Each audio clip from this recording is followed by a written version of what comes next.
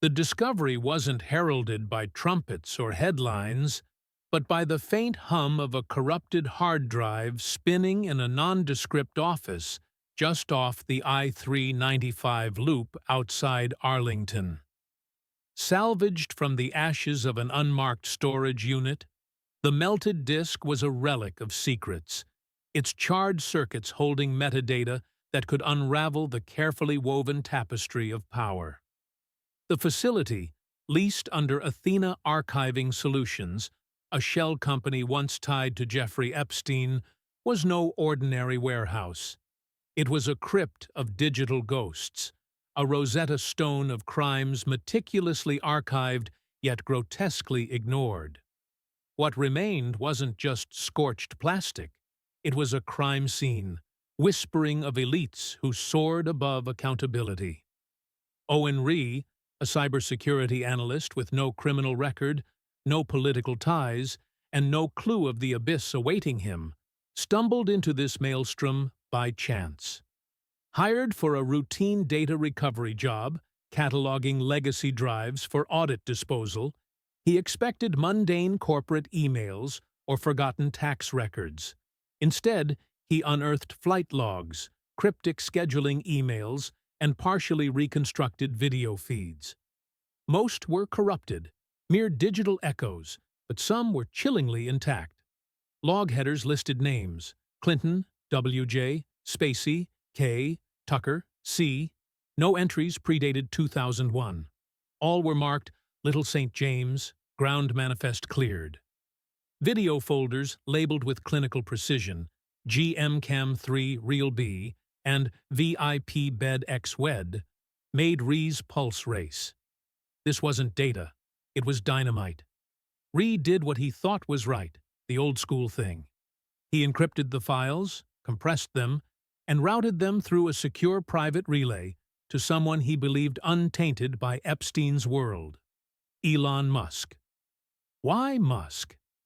Years earlier, Epstein had pitched a private AI venture to him, an offer Musk publicly rejected, calling it a tech orgy with too many cameras and not enough ethics.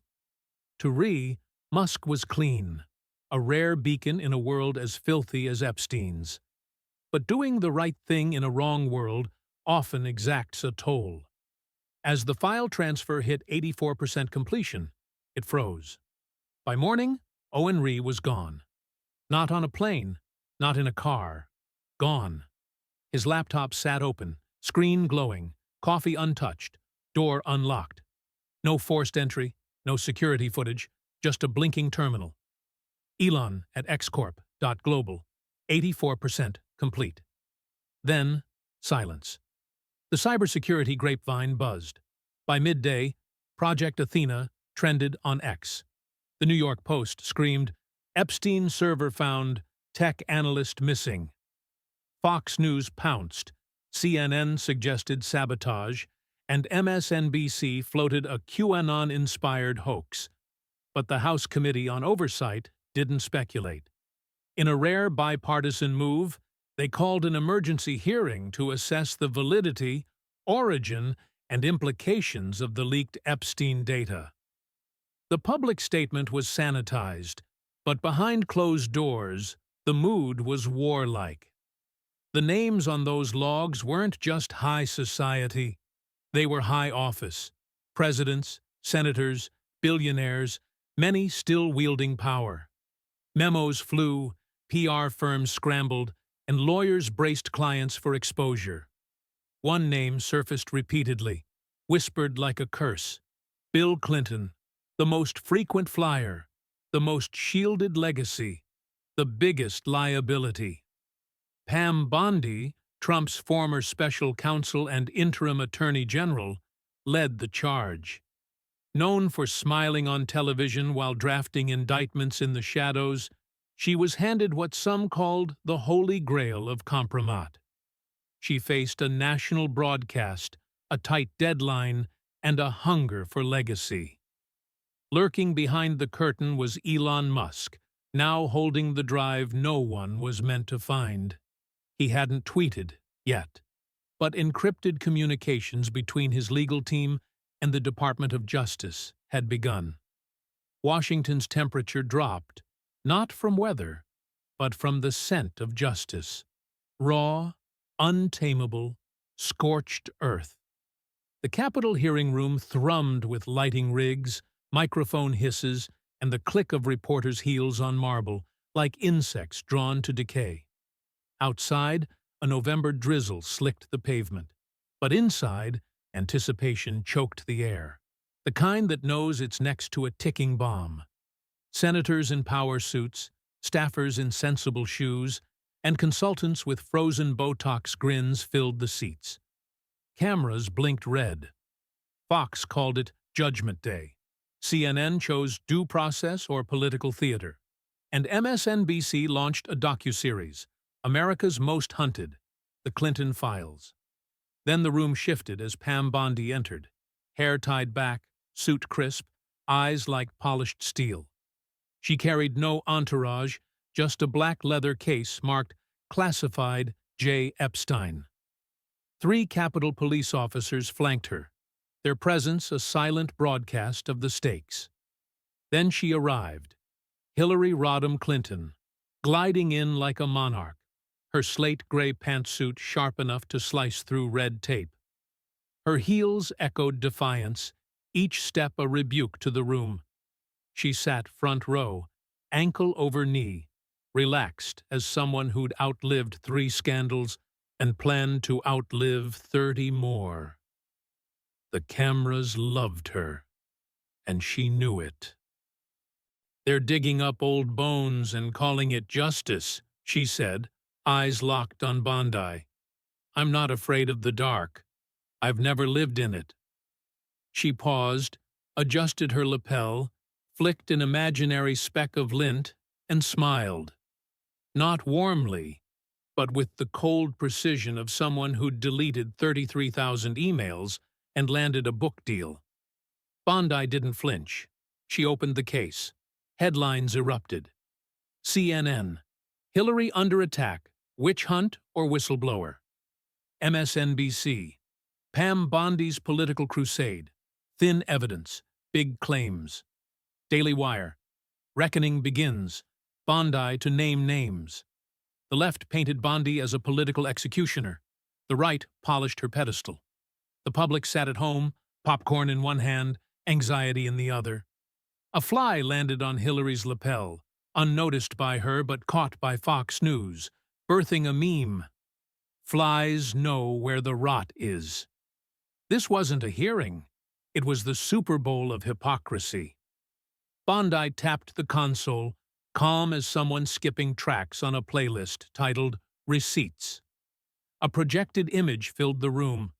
Bill Clinton whispering to Epstein at the St. Regis Hotel, Manhattan, October 2002.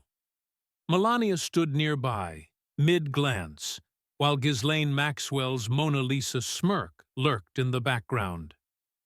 This image was recovered from a cache marked GE Private on the Athena server, Bondi said, her voice surgical. Guest list verified through hotel security logs, receipts, valet data, not opinion, not hearsay. Proof a CNN reporter coughed, choking on his microphone. An aide scribbled what looked like a prayer. Bondi clicked again. A 2011 CNN feed showed Trump, hair-defying gravity, mid-rant. Clinton's going to have trouble with that island. You can't take that many flights without turbulence. The press bench snorted, not with joy, but with the realization he'd been right. Another clip, years later, showed Trump in a sharper suit. "I haven't spoken to Epstein in years. Kicked him out of Mar-a-Lago. Guy crossed a line. Inappropriate with a young girl." Bondi folded her hands. For all the accusations of guilt by association, Trump's the only one who took action. He ejected Epstein. She paused, letting the room hear its own breath.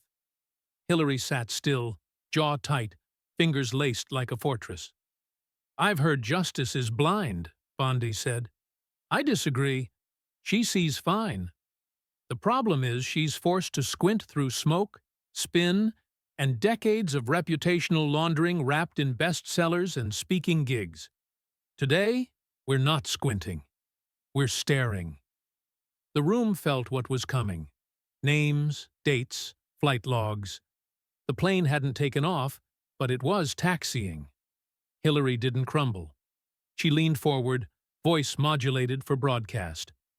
Before we let this collapse under selective screenshots and cocktail photography, she said, I'd like the room to hear something. Her aide tapped a tablet, and the monitor flickered to 2008. A Manhattan fundraiser, Trump on stage praising her. Hillary Clinton is the smartest woman in America. She's strong, brilliant, and should be running things. Hillary smirked, weaponized. That was before he decided red hats were the new white hoods, she said sweetly.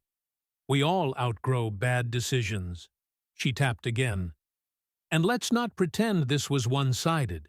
Here are records of the Trump Foundation's donations to the Clinton Global Initiative, 2005 to 2009. Unsolicited, generous, acknowledged. She let the hypocrisy hang like a velvet ribbon. So maybe the question isn't, did Hillary know Epstein? Maybe it's, why is a man who toasted me now tearing down the table we dined at? CNN's Kyron read, Hillary defends legacy with fire. Fox, defensive, not innocent. This wasn't a trial, it was a duel. Hillary didn't need to shout or prove innocence, she needed to cast doubt. But Bondi wasn't swayed. Madam Chair, she said, voice tight, let's not confuse a fundraiser compliment with a clean bill of moral health. You don't get a pass because someone toasted your skills over Pinot at Cipriani. The question is, why you always dined with demons and walked away with dessert. The room twitched, but before silence settled, Senator Dick Durbin stepped to the microphone, exuding paternal disappointment. Colleagues, he began, I move to suspend these proceedings until the Department of Justice verifies the integrity of all evidence. He invoked Clause 23.4b, citing risks to diplomacy and national security. Translation: too real, too fast. Bondi's eyes sharpened. Clause 23.4b, she repeated. The protect our own clause, pulled when truth becomes inconvenient. Durbin pressed on. We're not suppressing truth, Ms. Bondi. We're preserving process. She countered, the process looks allergic to powerful names. CNN flashed, Durbin demands pause to protect diplomacy. Fox, Durbin hits panic button. A Politico journalist whispered, they're not hiding it anymore. Durbin sealed all evidence pending review. But Washington underestimated Wi-Fi. 47 minutes later, the hearing room screen lit up. Not with Bondi's files, but with Elon Musk, live from X headquarters, seated beside a bust of George Orwell, holding the hard drive. Since the government won't share the truth, he said, I will. 12 million viewers tuned in. Elon Unsealed trended globally. Musk revealed email metadata, flight records, and correspondence from 2001 to 2018, including 27 Clinton flights to Little Saint. James. He read an email from Epstein. William confirmed for Friday. Room B prepared. Tell G to have extras ready. He looked at the camera. I don't know what extras are, but this was marked urgent, and none of you were supposed to see it. Durbin called a recess for health reasons. Bondi returned with ferocity. We weren't told this data was false, she said. We were told it was inconvenient. Durbin countered with a think tank report claiming Musk's drive was unverified. Hillary, now outside, told reporters, this isn't a hearing, it's a hallucination. Musk is a market manipulator, not an archivist. The Atlantic called it techno-tyrants and the myth of the magic server. MSNBC dug up a decade-old Musk investment tied to conservative PACs. Bondi's response was surgical. The truth doesn't beg to be believed. It waits to be uncovered. The chamber dimmed, and a video played. August 7, 2011. A lavish bedroom, Bill Clinton on a white-framed bed, a girl, 14 or 15, talking, laughing. His hand rested on the mattress, too close. The camera panned to a ceiling medallion, its crown insignia matching tattoos of Epstein's survivors. No audio, just evidence that cut like a silent verdict. Bondi watched the senators, not the screen. Hillary and Bill were absent, but it was too late. NBC broke protocol. Former president appears in Epstein footage. Reuters. Clinton allegedly seen in bedroom clip. The public didn't need confirmation. They needed a lock broken. By dawn, 20,000 protesters gathered at the Capitol demanding, "Unseal it all. Justice for the girls." Their signs weren't pleas but ultimatums, born from years of distrust in institutions that polished power's veneer. Families stood shoulder to shoulder with activists, their voices merging into a roar that echoed through Pennsylvania Avenue. No celebrities led the charge, no senators offered sound bites, just Americans, awake and unyielding. A bipartisan vote passed 421-7 to expand the investigation into all implicated individuals. Durbin resigned, citing health and personal reflection. Hillary stepped away from public service to avoid distraction. Neither admitted guilt nor claimed innocence. They faded into fog, their exits choreographed to dodge the wrong doors. The hearing room emptied, leaving Bondi alone with a document. Epstein client file, extracted by X-System AI. Hundreds of names, no redactions. She didn't open it. Her hand rested on it, deliberate, like sealing a coffin. Outside, protests faded, but the silence felt honest. Justice didn't need applause. It needed a stand. The file existed, seen by eyes that wouldn't forget. Washington's monsters didn't vanish, but the public had the scent. Bondi's thoughts drifted to Rhee, the analyst who'd paid the ultimate price for stumbling into truth. His disappearance wasn't just a footnote. It was a warning, a reminder that power doesn't yield without blood. She imagined his final moments, fingers trembling over the keyboard, knowing the weight of what he'd found. The room's arched windows framed a city that thrived on secrets, but today it felt exposed, its shadows thinner. The list in her hands wasn't just names, it was a ledger of complicity, a map of who'd dined with demons and why. Beyond the Capitol, the nation churned. Social media amplified every whisper, from Reddit threads to X posts, each a spark in a growing fire. The public wasn't just watching, they were hunting, demanding every name, every flight, every frame. What came next wasn't a speech or apology. It was consequence, relentless and uninvited. It didn't knock, it entered, and Washington would never be the same.